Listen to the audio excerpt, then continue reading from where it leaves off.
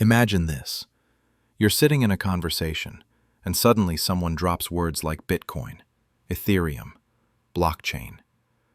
You nod along like you totally get it, but deep down, you're just praying no one points at you and says, "All right, genius, explain it." But today, inside the crypto loop, that ends, because in the next few minutes, I'm going to break down Ethereum and how it's different from Bitcoin in a way so simple, a 5-year-old would walk away feeling like a crypto prodigy. And by the time we wrap up, you'll finally understand why Bitcoin is treated like digital gold, while Ethereum is more like a massive, unstoppable vending machine for the entire internet. No confusion, no jargon, no scrambled egg brain, just clarity. Before we even touch Bitcoin or Ethereum, you need to understand the foundation they both stand on, this shared playground known as the blockchain. Yeah, I know. The word sounds like something your uncle came up with after a long night and way too much coffee. But the truth is, it's shockingly simple. Picture this. You and your friends all own the exact same magical notebook. Every one of you has a copy. If something happens, let's say Sarah gives Tom a shiny rock, you don't just whisper it to one person. You announce it to the whole squad. Everyone pulls out their notebook, flips to a new page, and writes the same thing. Sarah gave Tom one shiny rock. Once everybody agrees the story is true, you all staple the new page into your notebooks at the same time. Now that page is permanent. No ripping it out. No scribbling over it and pretending Sarah gifted Tom 100 shiny rocks. If you tried to cheat, everyone else would look at their notebooks and go, "Hold on, that's not what happened. You're busted." The only way someone could cheat would be if they convinced more than half the group to cheat with them at the exact same moment, a nearly impossible mission. That's all the blockchain is, a shared record book that everyone has, everyone updates together, and nobody can easily manipulate. There's no single person to trust. You trust the system itself. Both Bitcoin and Ethereum use this magic notebook. But what each of them does with that notebook, that's where the magic takes very different paths. Let's start with Bitcoin, the OG. Bitcoin was the very first big thing to use this shared notebook idea. The goal behind it was extremely focused. Create digital money that no bank, no government, and no single company controls. So Bitcoin's blockchain basically has one job. It keeps track of who owns how much Bitcoin. That's it. Every page in the Bitcoin notebook is simply transfers. This account sent this many Bitcoin to that account. It's like the world's most secure accounting book, built to record digital cash. Think of Bitcoin like a calculator. A calculator is perfect at math. It adds, subtracts, multiplies, divides flawlessly. But it doesn't play music, take selfies, or send emails. It does one thing, and it does that one thing extremely well. Bitcoin is that calculator. Its mission is to be secure digital money, digital gold as many call it. You can hold it, you can send it, you can save it, but you don't build on top of it. It's not designed for apps, games, or anything beyond being money. And for a while, that was all the blockchain world offered. A highly trustworthy but very limited notebook recording digital currency transactions.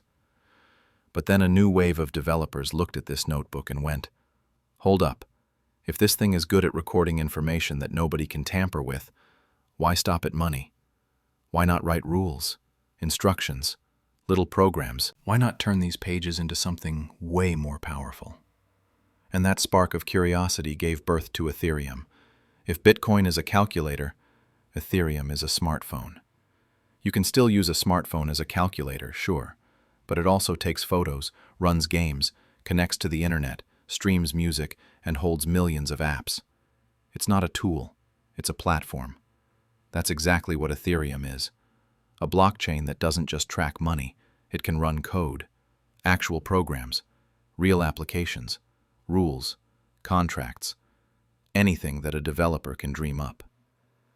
Instead of just being a record book, Ethereum turns the blockchain into a giant, shared, global computer. Nobody owns it. Everybody participates, and anyone can build on it. Now, any giant computer needs fuel. Ethereum's fuel is its own currency called Ether, ETH. People compare ETH to Bitcoin, but inside the Ethereum ecosystem, Ether is less gold bar and more gasoline. Imagine walking into an old-school arcade. The arcade is Ethereum. The games inside are apps built on Ethereum. And the quarters you use to play the games? That's Ether. If you want to run a program, use an app, or make a transaction, you pay a small fee in ETH. This fee is literally called gas. It pays the network of computers around the world that keep Ethereum's world computer running. No ETH, no gas. No gas, nothing operates. But Ethereum's real superpower, its world-changing invention, is something called smart contracts. The name sounds like it belongs in a lawyer's office, but the idea is beautifully simple.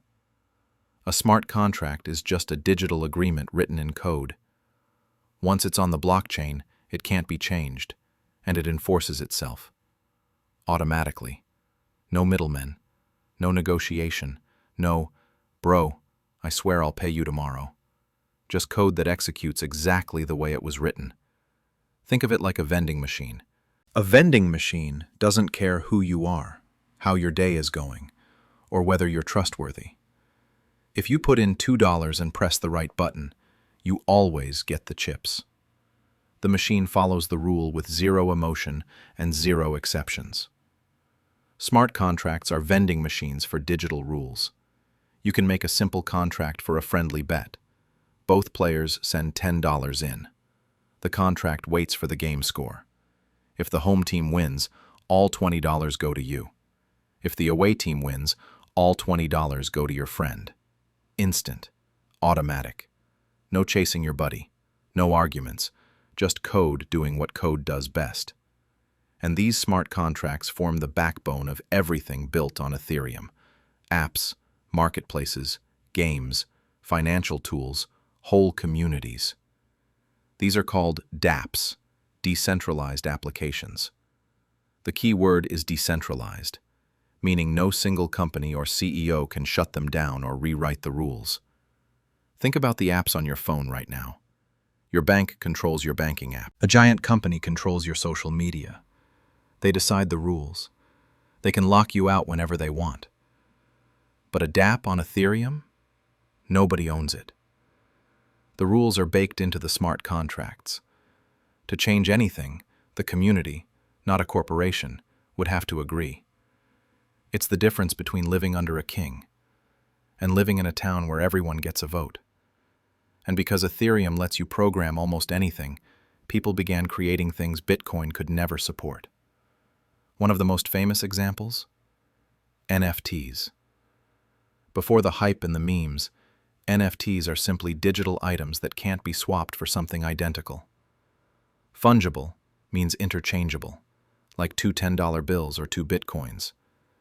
Non-fungible means unique. Your childhood teddy bear, your concert ticket, your original painting. NFTs are digital certificates proving ownership over something one of a kind. It could be artwork, music, an in-game item, anything. And because it lives on the blockchain, everyone can verify who owns it. You can't do this on Bitcoin because its notebook only tracks Bitcoin. Ethereum's notebook can track anything, as long as a smart contract defines it. So let's pull everything together. Bitcoin has one purpose: digital money. It's secure, simple, predictable. It's the calculator of the crypto world, powerful, precise, and limited on purpose. Ethereum is a platform, a programmable world computer.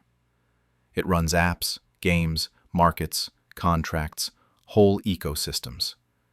It's the smartphone, versatile, expandable, creative, and endlessly useful. Bitcoin is a finished product. Ethereum is a box of digital Legos for building things we've never seen before. To make it even simpler, here's the 5-year-old explanation. Bitcoin is a digital piggy bank. Strong, secure, great for holding coins.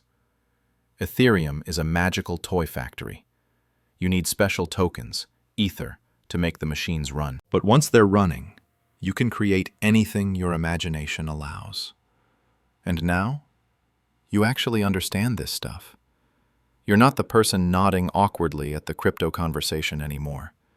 You're the one leading it. So go ahead, explain Bitcoin and Ethereum to the next person you meet at a coffee shop. Watch their jaw drop. Because now, you're inside the crypto loop, and crypto finally makes sense.